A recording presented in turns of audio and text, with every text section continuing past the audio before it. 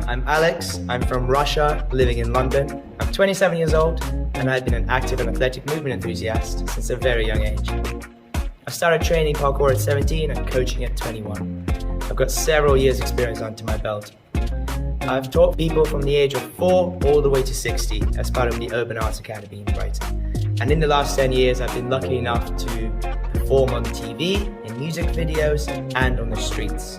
I was even lucky enough to perform as Spiderman on various different campaigns as a stuntman. I'm a 3-time World Chase Tag Champion in the Team Marrero gang, big up, and having competed in various events UK-wide and even as far as Tokyo.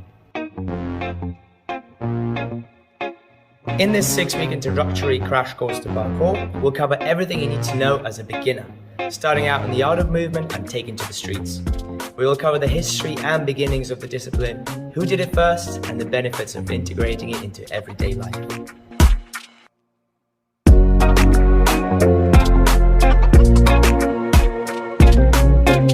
Remember, safety is key. Everything you'll be taught is considered extremely safe and is the very foundation of your parkour training. Your safety is mine and should be your first priority.